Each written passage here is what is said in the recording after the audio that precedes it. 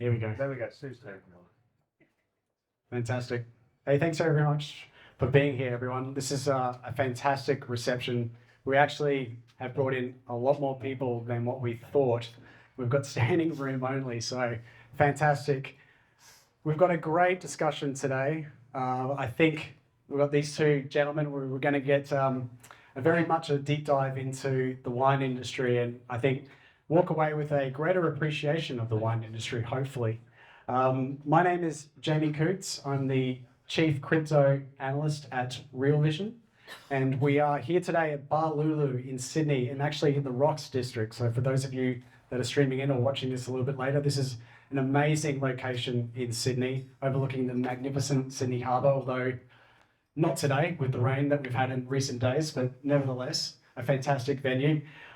This is an event that has been organised by Real Vision here in Australia. Raoul was just informing me a moment ago that this is actually the third largest Real Vision community in the world. So, and it's evident here today. So, Major Duffels from the RV community has been instrumental in putting this together. Thanks, James. And also special mention to Not Centralized, Mark Monford up the back there, and his team have been absolutely fantastic in bringing all the technical skills to get this off the ground. So thank you very much, Mark. Okay, so look, I mean, this discussion today is, of course, about how blockchain is going to completely transform the global wine industry. In the process, we're going to go through the ins and outs of a brand new protocol that's going to pioneer and lead this effort. And of course, we have David Garrett, who's the co-founder of that protocol, dVIN. We're going to learn a lot more about that today. And of course, we have this gentleman here, Raoul Pal, CEO of Real Vision, also a macro crypto strategist, part-time, full-time wine connoisseur, and also, if you've been watching his AMAs for like the last 2 years, some kind of roasted nut connoisseur. The follow-up to this one will be about tokenizing nuts. So, look, both of you gentlemen obviously are quite well known, to put it lightly. David, after the event yesterday where you were kind enough, through your extensive network of some of Australia's most famous winemakers and sharing some gorgeous Australian red wines, rekindled my belief in Australian red wines after all these years. It's pretty evident to me that your background, which we're going to get into in tech, then in wine, now back to tech and wine, bringing it all together, means that you've got this amazing community around you and people know you quite well. And Raoul, you touched down in Australia last night and the immigrations officer knew who you were. He said, am I going to quote this correctly? He said, "Don't worry, I'm not going to fuck this up. I'm a Real Vision subscriber." But he put his hand on my shoulder. I thought, I'm going to be arrested. What have I done? I thought, did I bring a banana in? Anyway. Australia, for those of you, I mean, most of us here are actually from Australia, so this is pretty well known. Australian immigration officers are not known to be nice. No. They're pretty brutal usually. So you've got a bag full of bananas for bananas. he didn't stop me somehow. I'm sure that wouldn't have raised any questions. Okay, so look, let's dive into it. But before we do, can you guys just maybe share something about yourselves that people here don't know about you? And look, it doesn't have to be embarrassing, okay? Although you are in Australia, so this is the land of self-deprecating humour. So if it is embarrassing, we will appreciate it more than anyone else. It doesn't have to be embarrassing though, but maybe if you could just share something about yourself that people don't know from your public persona. David, I'll start with you because Raoul's thinking about this. I know what I'm going to tell you and I don't want to tell you. Something embarrassing. Well, look, first let me say thank you to everybody here. Thank you to the Real Vision community. You guys have been, fantastic on 4 continents now, and I really appreciate the really warm welcome that we've received here in Australia. We had planned to do this event and then ended up doing overflow events yesterday and today. So we've really appreciate the warm welcome. Something from my background. I mean, look, I have lived in 5 continents. I've lived in probably 20, 30 cities around the world. I've been fortunate to make wine or be part of a winemaking process in 2 continents. But the truth is, I didn't start any of that until I was almost 30. I didn't have a passport until I was 26. Didn't get on an airplane until I was 20. So I'm really making up for lost time now, and I appreciate even more the ability to go to fantastic places and meet fantastic people. I don't know if that was what you were looking for, but Yeah, that'll do. That'll do. Thank you. Okay. Is this one working? Can you hear me all right? Use this one. So I'm going to give you my most embarrassing story, just because it's you, Jamie, and I haven't seen you, and I want to give you the story, and because this is not going to get out of this room, right? So I was 14 years old. Do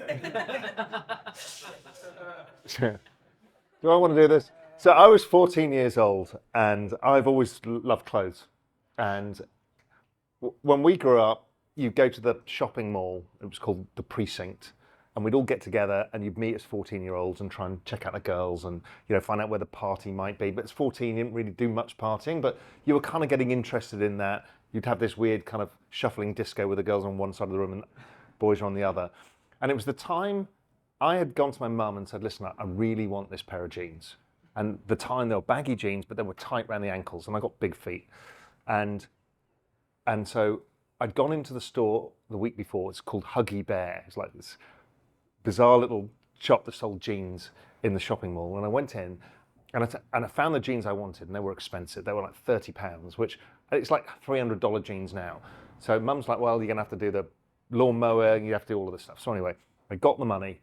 I went to buy this pair of jeans. Saturday, I went with a few of my friends into the store, found the jeans, got them, went to the back, and they had saloon doors on the changing rooms. And so I put the jeans on, struggled to get them over my feet because they're tight ankle, but that was the trend, and I looked cool. I thought, yeah, this is great. I need to try the other pair to compare them. They're a bit cheaper. Thought they might be cool. So then I tried to take the jeans off, and I couldn't. They were stuck around my ankles. And I was kind of sweating and flapping around in this room when eventually the girl who was serving poked her head round. It's like, you all right? I'm like, yeah, I'm fine, I'm fine. 5 minutes later, are you sure you're all right? I'm like, I can't get the jeans off. She's like, it's all right, don't worry. Just stick your legs under the saloon doors. Now, this was still in the back of the shop, so nobody could really see me. So I stick my legs out. She's like, okay. She starts pulling, she goes, no, they won't come off. She goes, hold on. And I'm going to really pull. Let me get the other girl. Now, I'm basically sitting in my pants in this changing cubicle. And they're like, okay, ready? 1. So this is a Saturday afternoon. All the girls are there, all the boys, they're all flirting. They're in the shop. They know I'm buying jeans. We're all going to go for a cup of tea afterwards or whatever. And so they're in the front of the shop.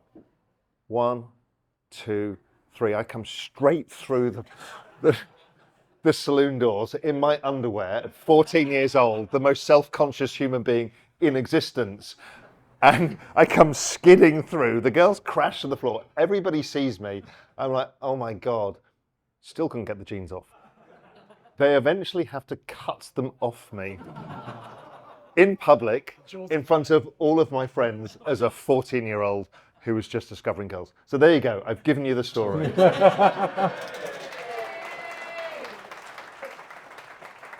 I was not expecting that. I'm flush-faced now thinking about it. It's the horror. That's going to be imprinted on my mind. I really wish I hadn't put that on. Boxes or wide fronts? It was pre-boxer stage. It was wide fronts. It was really bad. It's the 80s. Yeah. All right, I don't know how we're actually going to get back on track after that one. That was definitely not rehearsed. Okay, so look, I mean, both of you gentlemen have very interesting backgrounds, let's say. You just heard mine. But listen, I mean, so David, you've got this fantastic sort of background in tech. You've had one foot in tech and one foot in the wine world, and that's brought you to where you are today. And Raoul, I don't know if this is the right way to sort of frame what you do, but you'll move well beyond macro and crypto, and you're sort of at this intersection of those things plus societal change, technological change, lifestyle, wellness, and you're sort of seeing all these different patterns emerge. So I thought what I'd do is just start off, David, I want to hear about your Genesis story, and specifically, as we're here to talk about wine, why is it that wine is the passion that you've settled on in your life? Settled's not the right word, but the passion that you've found. And then Raoul, I think I want to talk to you about the importance of culture and societies as we move into this, what would you call it, technological frontier, this new age. So David, we'll start with you, and maybe you can tell and share for everyone here, what is that sort of Genesis story and why wine? Sure. So I grew up in a little town in Michigan, in the U.S., and as I said, didn't do a lot of traveling when I was growing up. My parents were both teachers, and we lived a kind of normal U.S. middle class life. But I did get a VIC 20 for my birthday when I was, I think, about 15 years old, and I think within a year I'd written a game program that took up more memory than would fit on the computer. So I spent a lot of time kind of early on doing self-taught coding, and then when I graduated from college, I moved to Washington D.C. and was kind of looking for a job. I did a stint as an intern on Capitol Hill. That didn't really take, but I had a great time. Met some people, and we started a little company. That company was called Intraactive, and we built a bunch of intranets, and then ended up building the first intranet for the U.S. Navy. I got that contract when I was 24. That was back when it was really cool to be the greasy-haired kid in shorts with no shoes on in the office building, and they came in with the uniforms, and I did this crazy presentation on the whiteboard for them on how an intranet could solve problems for the U.S. Navy, and they gave us the contract. A couple of years later, I sold the company. I guess I was 28 at the time, and I had never really, I'd only left the United States one time. I think I'd been on an airplane twice, and I really wanted to see what the rest of the world looked like. I went to Cusco and hiked the Inca Trail, ended up staying there for almost a year, and then made my way to Argentina, and basically took all the money that I made from selling my company and dumped it into a vineyard and a winery in Mendoza. At that time, there was no Real Vision, so I wasn't getting great financial advice.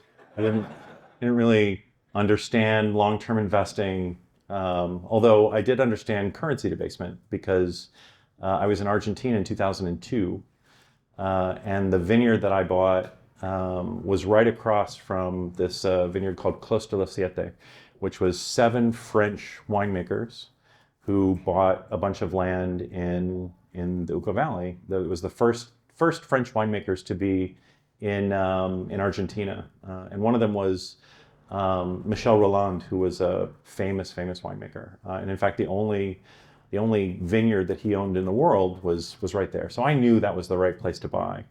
And when we bought it at about 10 cents on the dollar. 10 cents of what he had bought it 3 years earlier.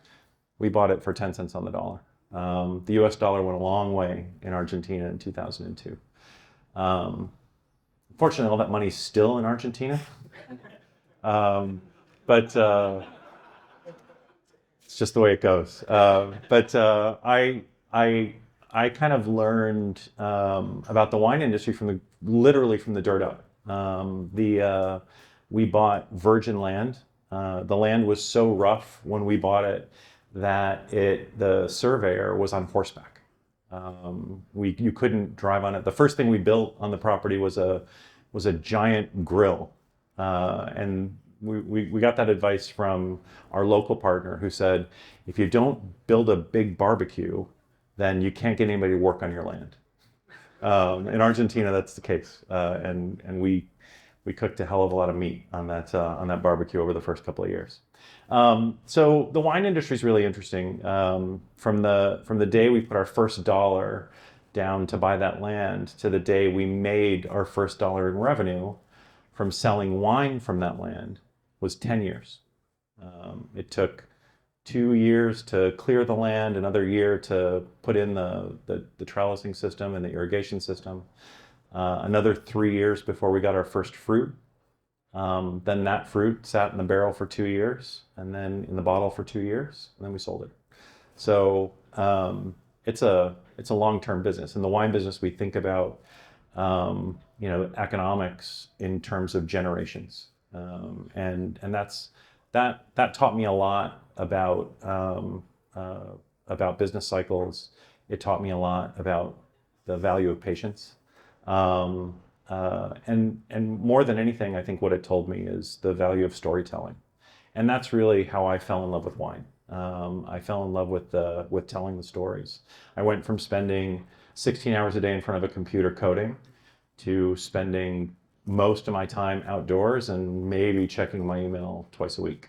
And that was really interesting. I did miss it after a while, and I went back and did some more tech projects. We built one of the first iPad wine lists about 10 or 15 years ago. And in fact, I moved to Hong Kong and built out that business in Hong Kong, Singapore, Macau, Tokyo. If any of you have ever been to a restaurant in Asia with an iPad wine list, it was probably tech that I built back in 2010. But I think that kind of what made me fall in love with wine was the storytelling. I love the stories, and I think that we always say at dVIN, every bottle tells a story, and what we've done with the technology that we built for dVIN is tried to help winemakers tell those stories to wine lovers. We're definitely going to get into that, so thanks very much for sharing. Raoul, this whole concept of community, look what you've done here with Real Vision globally, but the idea about, cultural memes or major sort of societal groups, communities, and what that means going forward, because it's certainly going to be a different frontier that we're moving into now. And I mean, maybe you can speak to that, because I just don't see how, there is this intimate connection between wine and community, wine and society, and the impact that it's had. So if you think of a bottle of... Hear this. You don't know anything about wine. Sit down. He's the guy who supplied all the wines last night. He's all right. Wine is a conversation David and I had that kind of unlocked a lot of thinking only the other day. Wine is fermented grape juice. Big deal. Tastes nice? Okay, fine. What wine really is, as Dave said, is storytelling. It's culture in a bottle. I push back, and we were talking to Peter about this last night, I pushed back really hard on the Robert Parkerization of wine, who was this US wine critic who said it's not about where the wine is from, it's about the grape. Like, no, it's not. It's nothing to do with that. It's the culture of the land, it's the soil, it's the people, it's the stories that are told, it's the 10,000 years of wine, right? It's culture. Australian wine is a different culture than Spanish wine or French wine. The people, the reasons, what they eat with it, what it means to get together, right? Wine is like one of these most communal things. Food and wine, it's like epic. And they create community around it. And so it's incredibly valuable, because if you think of a wine bottle, it's like an NFT. It is a tokenized culture, and you can store it for extended periods of time. And like, if you get your cultural meme right, it's worth more. Is that particular wine, Mouton Rothschild, worth $20,000 a bottle? No, but it is to people. There's a consensus mechanism based around value, right? Which we all understand. This is the world that we live in. This is how humans operate. So humans operate in communal consensus based around value or values, societal values. And wine is one of those things. And we see it shifting in many other things. But culture is one of those things that combines humanity and gives us a set of rules, a set of ways of existing. Australian culture, like you guys drink beer for breakfast. It's abhorrent, but that's your culture, and I'll go with it. You know, I rag people about all the time on the journeyman because we actually all love each other's cultures because they're kind of weird and they're kind of quirky.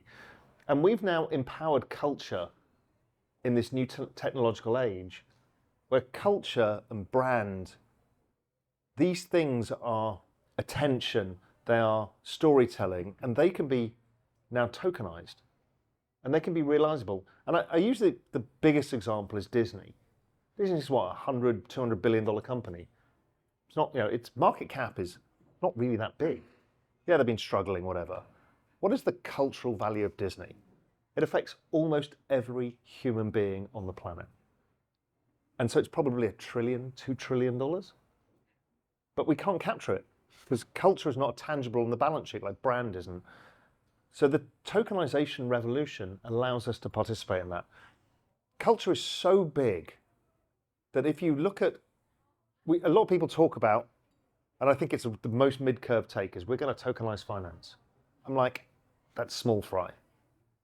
You can add every single financial services firm in the world added together. They're nowhere near the size of the cultural community, which are enabled by Google, Facebook, all of that, Apple. But then you've got LVMH, you've got all the pop stars, you've got all the gaming industry, the music industry, that they dwarf all of it. Culture's the biggest thing that divides humanity. And that's why I love this whole idea of a bottle is a tokenized form of culture, it's just a very inefficient one.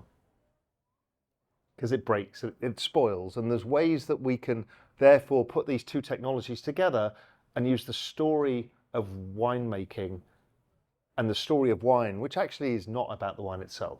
It's about everything around it. Mm-hmm. And that, yeah. Yeah, that's wonderful. Like, I mean, David, I think I talked to you yesterday, or maybe it was the day before about this. Like, I'm in my mid-40s, and, sadly, I've disconnected myself with the wine industry. When I was younger, I was far more passionate about wine. I went traveling around France specifically to go to Burgundy and Bordeaux and taste those wines, and I fell in love with those wines.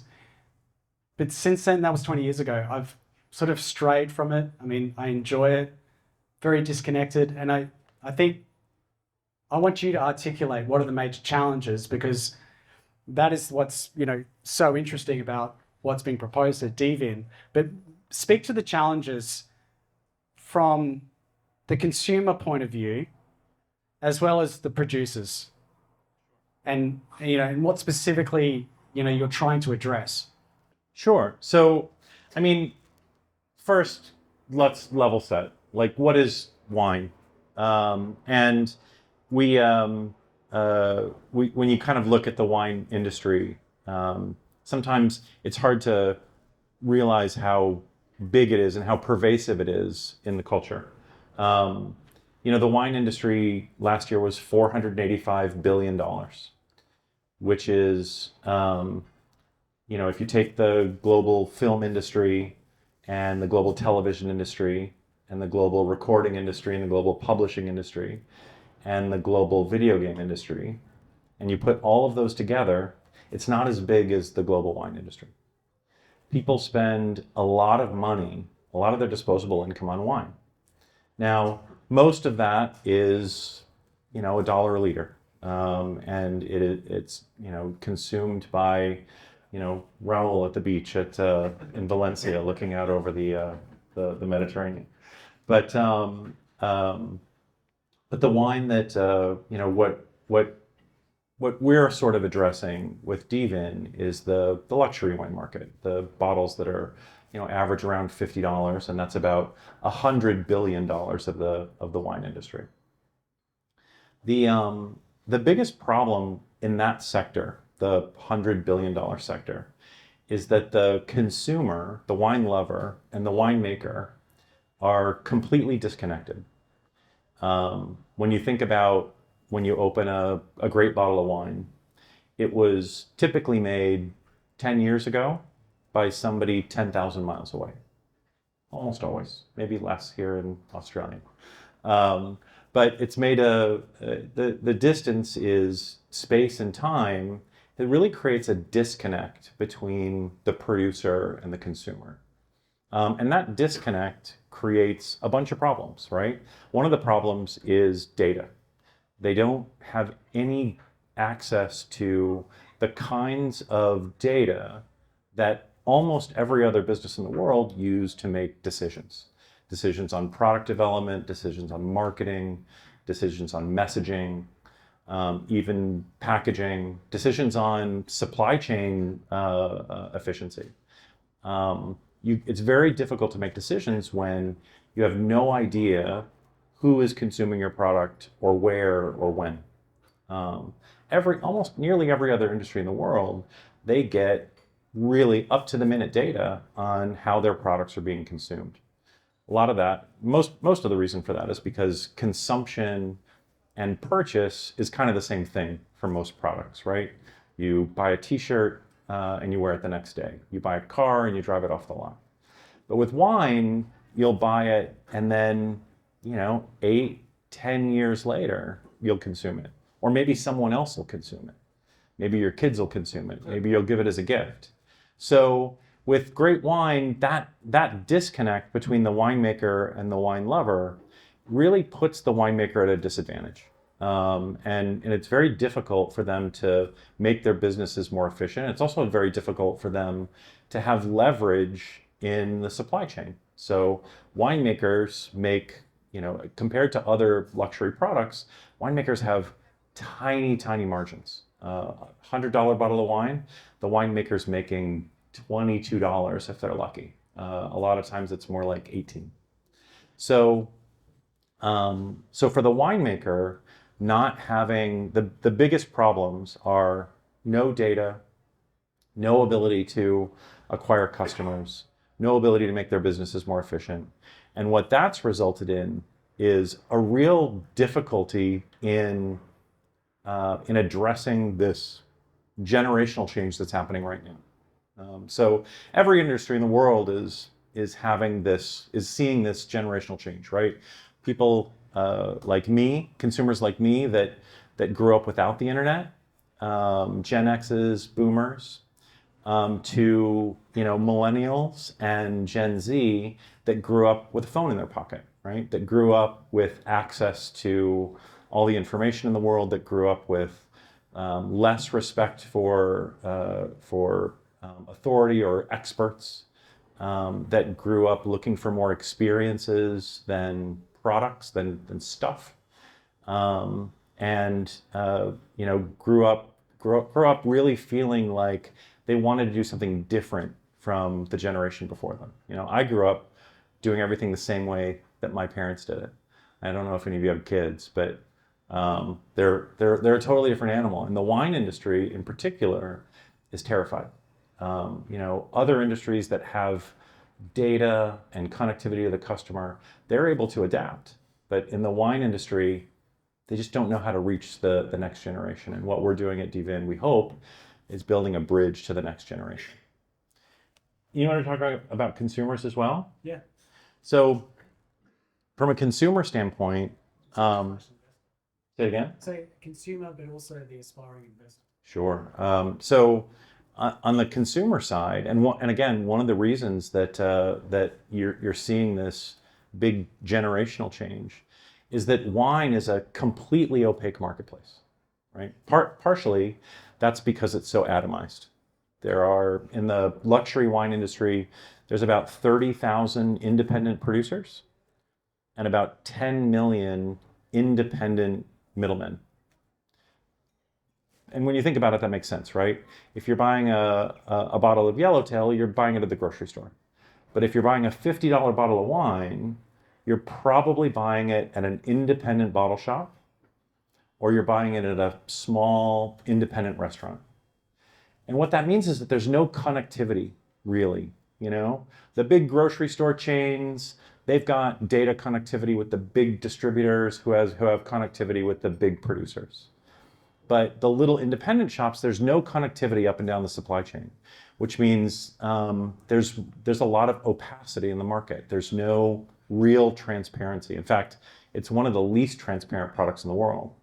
Now, that has created some interesting opportunities in the investment grade wine space, which is about a $250 billion asset class, big asset class. But it doesn't really share any of the same benefits as other investment grade, alternative investments, right? You can't, for example, there's no real price transparency or price discovery. How do you know what a bottle of wine is supposed to cost? There's not enough liquidity in the market for you to really figure out what a bottle is supposed to cost. You can't leverage it. You can't borrow against your wine collection. In a lot of cases, most of the places in the world, you can't even insure your wine collection. If you have a $500,000 investment grade wine collection, you can't get insurance for it, really. Maybe there's a couple of carriers where you can get like a special policy, but for the most part, it's very, very difficult. And what that's created is an investment class that only people like Jack can participate in, right? Like most normal people, and I challenge anybody in the room, right? If you wanted to invest $100,000 in real estate or stocks or bonds or gold or Bitcoin or I don't know, what's the latest shitcoin on Solana? If any of you wanted to invest $100,000 in any of those assets, you could do it in 10 minutes on your phone. But if you wanted to invest $100,000 in wine, I'll give you a number. you could call Jack. But it would probably, no kidding, it would probably take you a week to be able to kind of figure out how pricing works, to figure out how access works, to probably find someone that you trust that can give you advice and maybe give you an in into the marketplace. And that's kind of created this very small world of investors in investment grade wine, and we think there's a really interesting opportunity to open that aperture by introducing more transparency into the marketplace. Yeah, well, look, I mean, we're going to get to the specifics of what dVIN's doing, but I thought before we do, I remember again from a conversation that we've had previously, your insights into other industries that have successfully implemented blockchain. We'll get to the details of it because I know from most people who haven't heard the story, it's conceptual at this point. But what I found interesting from that conversation, David, was that blockchain's already been implemented in the supply chains of other industries. It's just that we haven't really heard about it. And there's only, okay, granted, maybe only a few, but there's already been use cases. So are you able to just share those specific details of industries where it's already in practice, it's already being used? So I'll give you one that's really interesting, which is the diamond industry. So in 2017, De Beers commissioned a private blockchain to figure out a way to put all diamonds on chain. And it took a couple of years, well, actually they did it in 2015, and it took a couple of years. But in 2017, the Tracer blockchain was launched, and then De Beers kind of gave it away to the entire diamond industry. Because what they figured out is, they knew how to build a blockchain, but what they couldn't figure out is how do we identify the individual diamonds? And over time, what they figured out is that if you put a diamond under UV light, even if it's been cut, even if it's been crushed, it has a unique signature. So you're able to, without any kind of tag or without doing anything to that diamond, you can identify a diamond. And so they started in 2017 cataloging every commercial diamond in the world. And what that's done is it's had some really interesting effects. One of the most interesting is it completely eradicated blood diamonds. So you've all heard of blood diamonds. They, as of, within the last few years, no commercial retailer in the world will sell a diamond that can't be traced all the way back to the mine. and that's all done on chain. Super interesting. It had a knock-on effect, which is it also really pretty much eliminated commercial theft. It used to be, stealing a diamond from your grandmother's jewelry drawer is one thing, but most diamond theft is done at the commercial level, right? It's stealing thousands of diamonds when they're en route from one place to another. But you can't do that anymore because those diamonds, you now know almost every diamond that's in circulation in the world today. You know who owns it. You just have to shine it under UV light. You look it up on the Tracer blockchain, and you know who owns that particular individual diamond. So there's been it's really had some really interesting and positive effects on the global diamond industry. And we see other opportunities pop up like that all the time. Yeah, so look, let's talk about tokenization of real-world assets. It's been the buzzword of the last 2 years, right? It's the thing that's coming that's going to unlock all this value for blockchains. And I don't know about you, Raoul, but I whenever the World Economic Forum speaks, I tend to listen. They're such sages over there at the World Economic Forum. Mr. Klaus and his friends, they've published research papers that have claimed that, or forecasted that we'll probably see about $20 trillion of value on blockchains by 2027.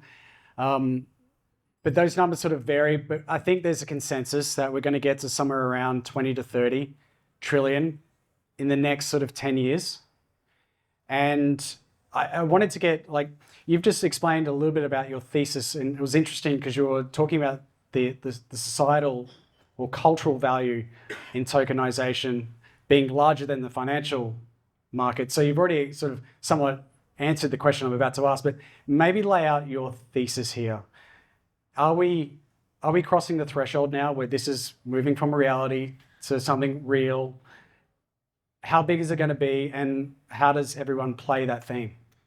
Yeah. So, like Dave said, I found out something really interesting. Pierre and myself were in a meeting from my colleague from XPAM. We were in a meeting in Switzerland with Louis Dreyfus, largest commodity trading firm in the world, the head of agricultural commodities. And she's an investor in the fund. And I said, you guys should be using this, right? Within the commodity industry. She goes, what do you mean we should be? We've been doing it for the last 5 years. Same sort of thing as diamonds. What are you doing?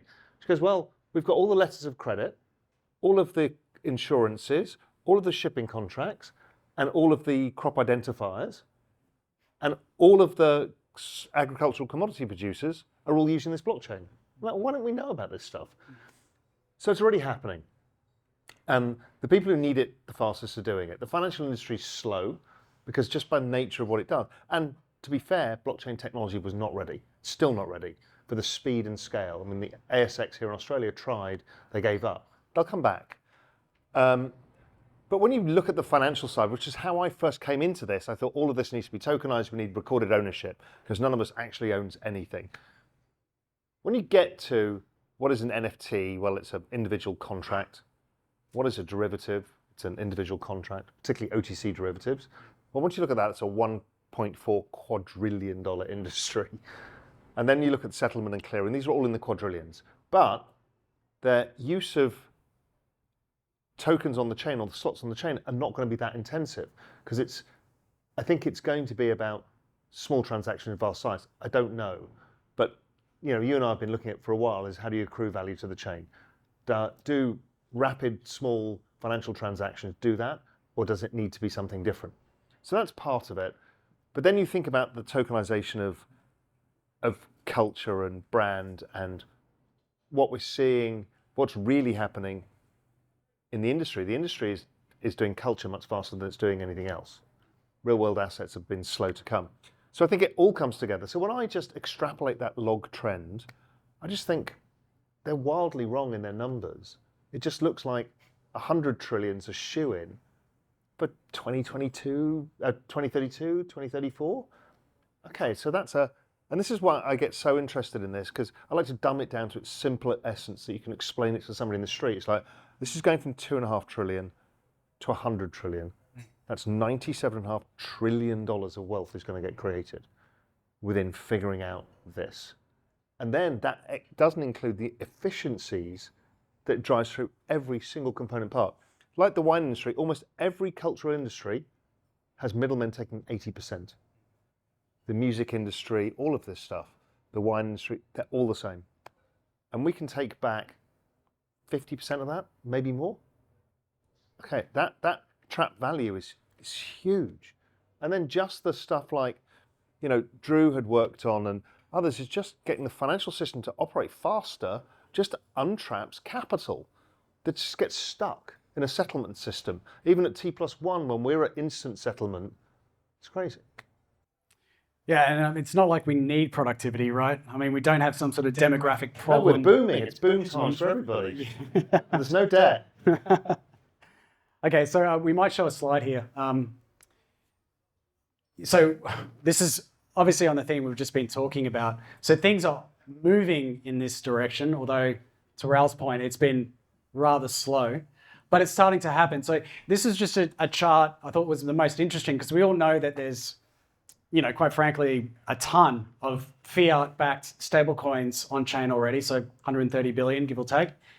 But what's interesting is what's happening in the tokenized treasury market. So start of 2023 was 100 million. It's now at 1.5. It was, you know, 600 million at the start of the year. BlackRock are in there. They now own, or they possess 1/3 of that market cap or that value on chain. And obviously we know who BlackRock are and really where they'll probably take things. So it is definitely starting to happen. But if we could just move to the next slide, I did a little bit of research. So I looked at the wine industry or the wine market, the luxury wine market, or this might be really the investment grade market, right, David? Yeah. Okay, so this is an index that tracks it. Maybe you can speak to this because I thought it was interesting because when I look at this and, you know, there wasn't a time series, I didn't get my hands on the data. There isn't, I have to subscribe for that data. I decided not to do it, but I just did some back of the envelope.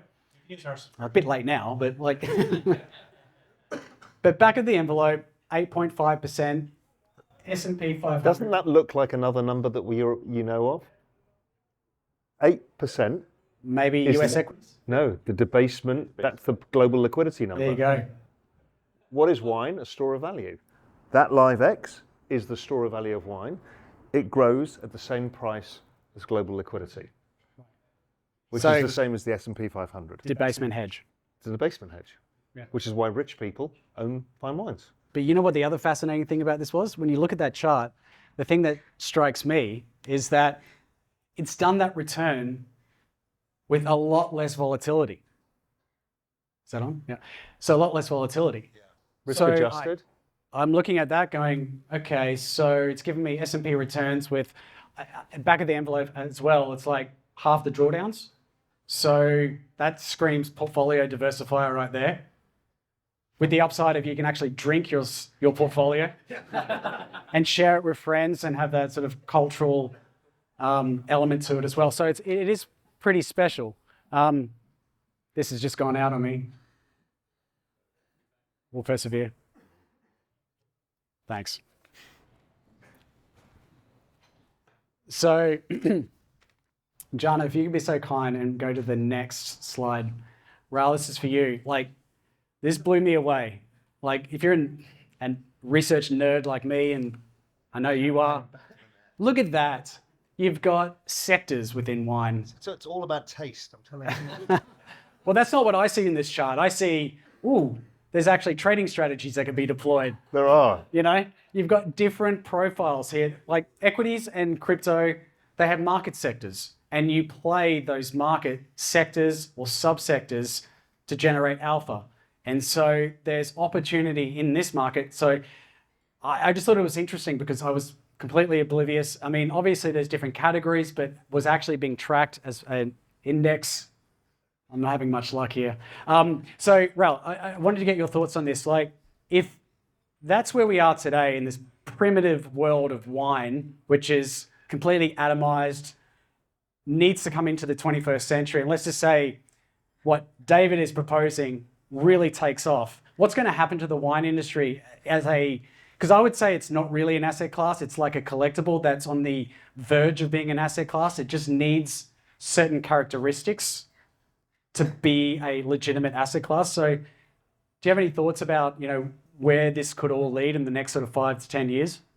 I think the most important thing for me within this is it's all well and good for a bunch of us to own fine wines. And we can make the returns. I've actually never sold a bottle of wine. So I buy nice wine and then just drink it. Versus the same. So it's not really an investment, but let's pretend it is. Let's pretend we had the option of selling our wines. Rich people can do this. But when you tokenize wine, everybody can do this. Right? It's the same idea with tokenizing real estate, tokenizing art. That's what NFTs are. People can tokenize assets that you could never afford to own. And that's really important. When you've got an asset that does well with low volatility, so risk-adjusted returns, and I haven't done the numbers because we didn't pay for the numbers either. We got these. But like you, eyeballing that, it's a pretty decent investment, which is why Dave's made a career out of it. Jack has lost all the money just trying to just build businesses in it. But it is a great, really interesting industry from a number of perspectives. Now, that performance, if you think about it, there's another weird thing that happens in wine. It's just like art. The artist does it, they sell it at their one price, let's call it $100 a bottle, and they never capture any of the upside ever again. So if they've created a masterpiece and you don't really know it, NFT art, you've got royalties you can build that every time it changes hands. Why should a winemaker not have royalties if they've made a masterpiece? There's so many things that can happen with this over time that it's fascinating. And it's a industry where just from a standard kind of marketing, know your customer, all of that, it's a mess. But we can tokenize the wine itself as an asset class. LiveX, well, that should be in a token. We should be able to trade that. I want to trade Burgundy versus Champagne. It's that kind of stuff. So yeah, like you, I'd look at something like that and it's something interesting. Yeah. I don't know if yes, it's actually working again. Okay, great. Look, on that, so what you're talking about is technology that can show chain of custody, provenance, ownership. So Dave, I'm going to pass it back to you. I want you to go into the details. How does it actually work? Like, how do you build trust with the technology that you're providing to give this nascent asset class, collectible, whatever you want to call it, proper asset class status and give back to the producers, what they actually deserve? So, when we started this journey, I was the tech guy for the investment grade wine industry. When people had technical questions, they would call me. And when I started getting phone calls about blockchain projects, we built a little working group, and that working group turned into dVIN, decentralized wine. And then we started we didn't look to build a blockchain company. What we looked to do was solve problems. And what we found was that the biggest problem in the wine industry, or actually the biggest solution that solved lots of individual problems, was creating a deed of ownership over a bottle. That one kind of unit. If you create a deed of ownership over a bottle of wine, we call it a digital cork. It's a specialized NFT that does a bunch of different things. First, there's a creative element that tells a story. There's a bunch of metadata that tells you everything you need to know about that particular bottle. That's all stored on chain.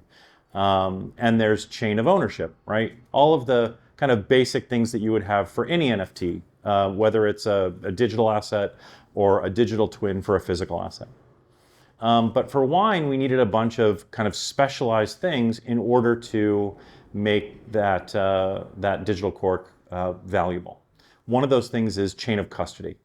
Custody, really important in wine because you need to know if that wine has been stored, for example, at a bonded warehouse that has perfect climate, perfect temperature, perfect humidity, or in the back of Raoul's car in Valencia, right? You're going to pay a lot more for the one that was stored at a bonded warehouse. So chain of custody, really important. So we figured out a way to track chain of custody right now on a permission basis. And over time, as you start seeing dPIN networks like Helium and on-bottle technology, we're talking to a company now that puts an RFID ribbon inside the cork. So when you pull the cork, it automatically alerts the blockchain that that bottle's been opened. So being able to track wine through the supply chain and like knowing where that bottle is and how it's being stored and how it's being transported is super important for any kind of secondary marketplace. There's also provenance, right? We have a couple of different levels of provenance. One is the top level, obviously, is you can trace that bottle all the way back to the winemaker. That's probably the best level. Second best is you can trace it back to a trusted third party like, Sotheby's or Berry Brothers, a bonded warehouse of some sort. And then obviously the lowest level is, private seller or the back of Raoul's car. That's the lowest level of provenance. We started implementing anti-fraud and anti-counterfeit. I know Australia knows an awful lot about counterfeit wines. We work with the folks at Treasury at Penfolds a lot, and having a conversation with Tom King, the CEO of Penfolds, earlier this year, and he said that when they cut off trade to China, it was a little bit of a blessing because at that time they thought that there was more counterfeit Penfolds in China than there was real Penfolds. So it's a really big problem in the industry. If you can do all of those things, if you can have anti-fraud, anti-counterfeit protections, if you can have chain of custody and provenance, and if you're on chain, so now you not only have chain of ownership, but you can look at pricing. You can have transparent pricing across the blockchain. Now all of a sudden it starts to feel like an asset. Now it's something, it's easy to insure. It's something that perhaps you can get some leverage and borrow against. But more importantly, it creates access for a normal investor to be able to look at price history, look at comps, and be able to make an informed and reasonable decision about investing in whether it's a fractionalized pool of wines or an individual bottle.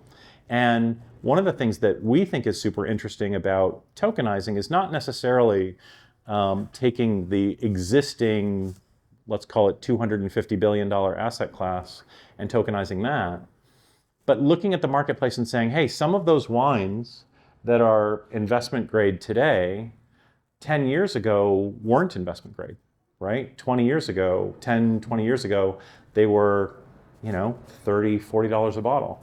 But they've since been discovered and now they're investment grade. We may show you a little treat later if we've got time, and we can kind of dig into that piece a little bit more. But think about that, now that we've tokenized it, and anyone in this room can invest $100,000 with a tap of your phone, with real price information. And now you have the ability to maybe invest in the same way that you invest in other alternative assets. We look at the younger generation who all say they're priced out of the real estate market. They feel like the equities markets are all rigged. So they're looking for alternative investments, whether it's, meme stocks or shitcoins, right? Where they feel like they have, it's a cool and fun group experience that they're doing. It's asymmetrical information, and they're tapping into a market where the boomers and the hedge fund guys can't really access. That's why it's interesting and fun for them, and also it gives them the ability to get real returns. Well, wine is something pretty interesting in that respect, right? You can find things that other people don't know about. You can play in an arena where the big guys can't play. There's not enough liquidity. There's not enough room for the big guys to come in and play in that space.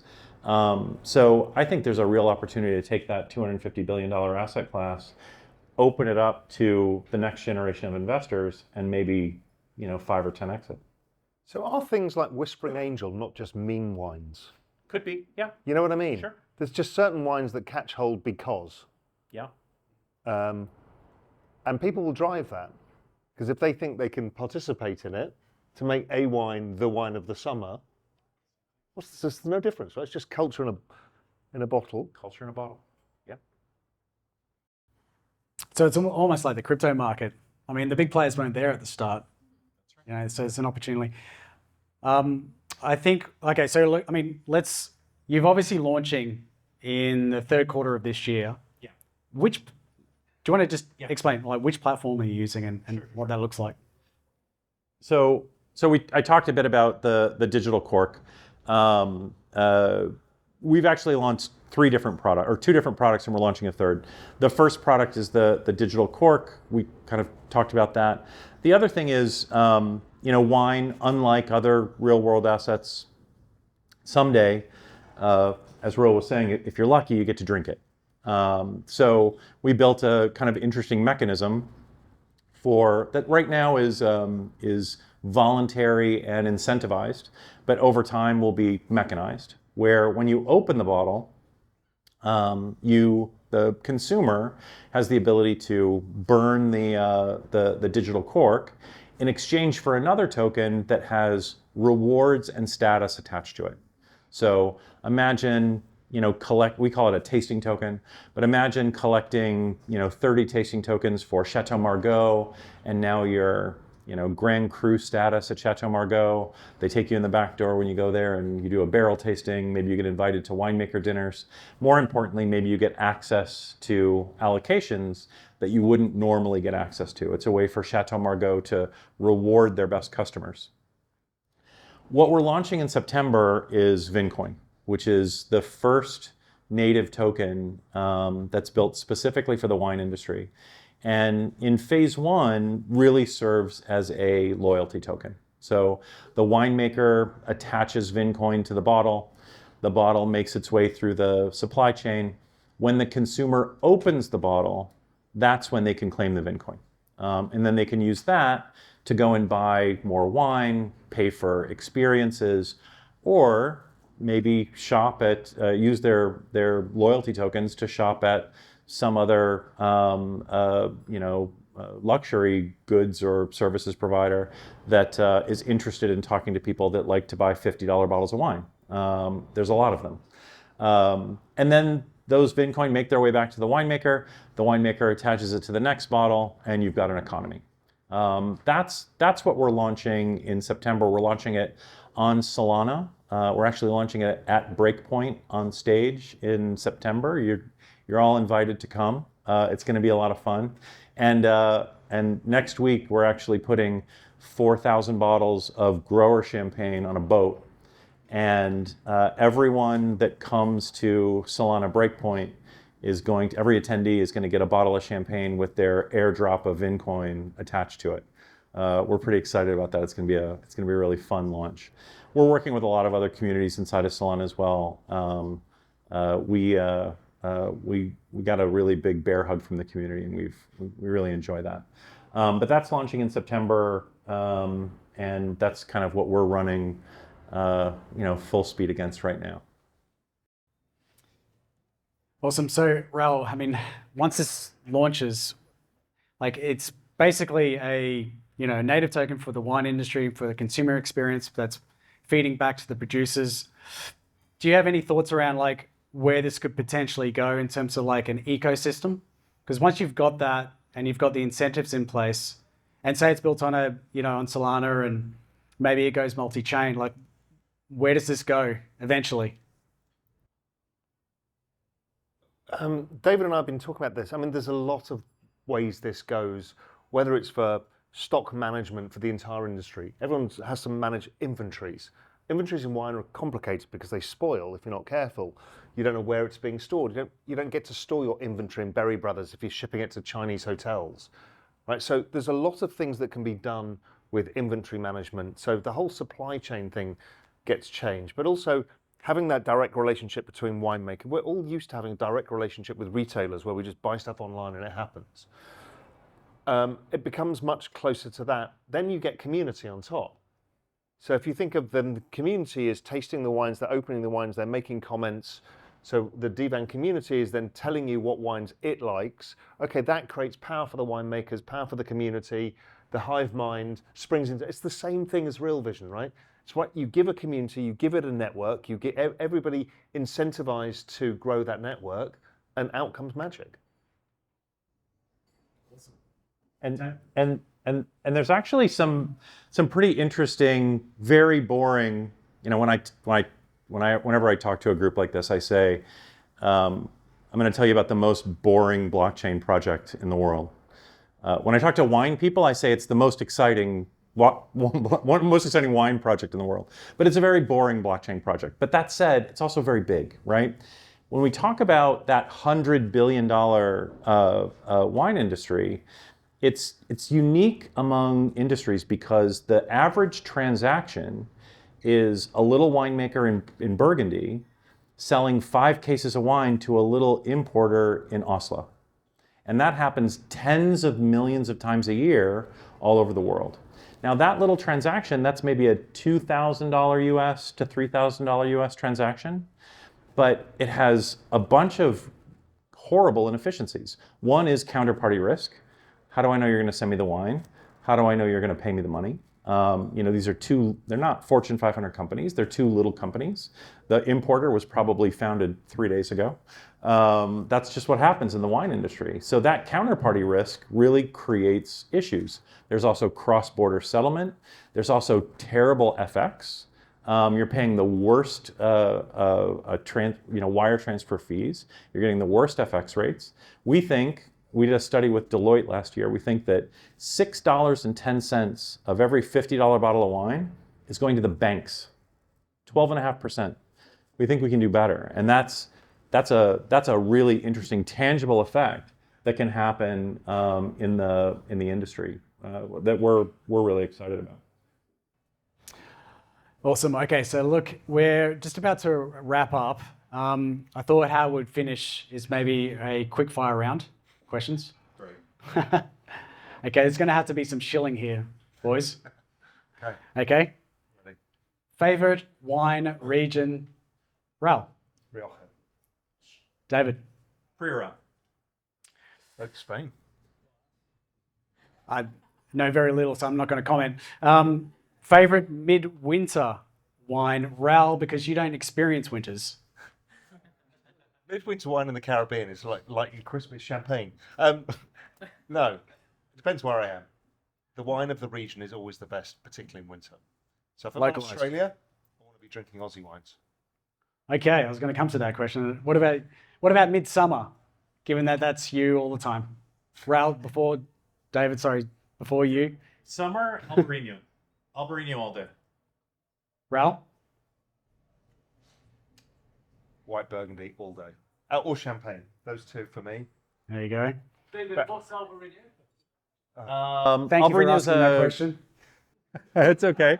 It's a grape varietal from kind of northwestern Spain, up just west of Rioja. I think they might make it in a couple other places, but it's not common around the world. But for me, it's like crispy, crunchy, really dry and light but flavorful at the same time. It's just my favorite. It's my favorite white wine grape. It's got the salt of the sea air up there and stuff like that. It's fantastic. Shellfish. If you think of shellfish, what's the perfect wine? It's Albarino. And I live in Barcelona, so all summer long we're eating shellfish. Okay, last question. This is my question. As an aspiring investor, which wine should I buy? So I'm going to say the same thing that I tell everybody, is the most underpriced fine wine in the world is Rioja from Spain. It is the most underpriced. You can buy... Robert Parker didn't like it. So he didn't understand these 12%, 11.5% alcohol wines that last for 70 years. They're immortal. What he wanted was a fruit blonde with blackcurrant and alcohol. It's like the American trick of adding sugar and salt to everything. And what happened was, and it has this oakiness because it's oak barrels, it's a particular way it's made. He didn't like it. So what you found is wine that is actually remarkably similar to Burgundy, bottles in Burgundy that would trade at $10,000 a bottle The equivalent would be like a 1970 Tondonia, which the equivalent in Burgundy, actually maybe more, maybe $20,000, trades for $300. That's insane. This one person's had such a massive impact on. Yeah, there's a whole amazing film about this called Mundo Vino that is well worth watching to understand. It wasn't his fault. He didn't mean to do it. It just happened. And Americans saw this point scoring system, so it kind of made it easy for them. Became a meme. Yeah, it became a meme. So then they're like, oh, Robert Parker gave it this. It made it easy for them to understand. And then they adopted his palette because he said this is 98 out of 100. So they went, oh, it's a 98 out of 100. We like these wines. And it was the behavioral adaptation of the entire American wine market. And then it went global. And only a few vineyards held out. One of the reasons I drink a lot of champagne is because champagne can only be made in a certain way.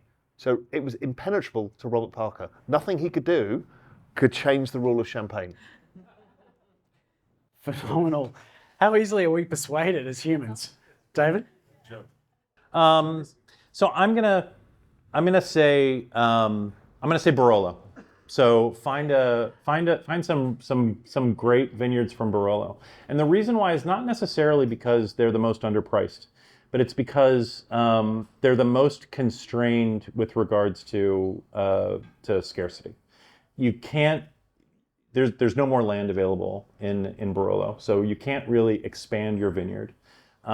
It's very tightly controlled how much wine you can make in each plot, and more importantly, in Barolo you have to keep your wine in barrel for 4 years. You have to keep it on bottle for 2 years.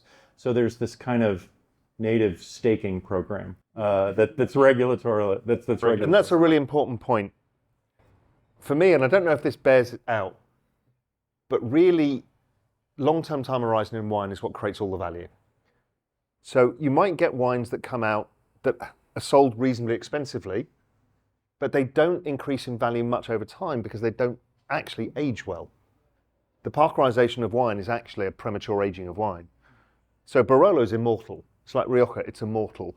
Or good Bordeaux, good Burgundy, these things are immortal. So they tend to have value over time. So if you can find a decent Barolo and it's not too expensive, or a Rioja that's young now, might cost you $50, chances are it's worth a lot more in the future. Now, you'll end up drinking it, so it means nothing. So what I do is I just discount all of the wine I ever buy. And I usually haven't bought much recently, but I'd buy it pretty young and store it. And I would forget what I paid on my credit card. And then when you get to open it, and it's now a $1,000 bottle because you've chosen really well, you have zero wine guilt because you just say, well, it's zero. It cost me nothing because I paid for it 10 years ago. Jack, you're looking the same way. You have to write it off in your head. If not, you never open a bottle of wine that you've bought, or you sell it.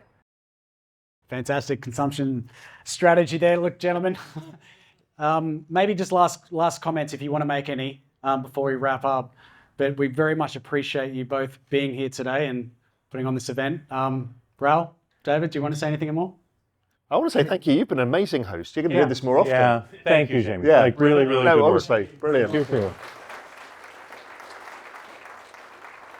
I tend to blush, but I'm not blushing as much as Raoul about the underpants story, so that's not too bad. In fact, that's going to be, everything that you've said, David, is in one ear, out the other. All I've got is this visual. And on that note, we'll leave it there. To the Real Vision community and everyone, there is drinks and festivities going on all afternoon and this evening. We really look forward to seeing you all there, so thank you very much.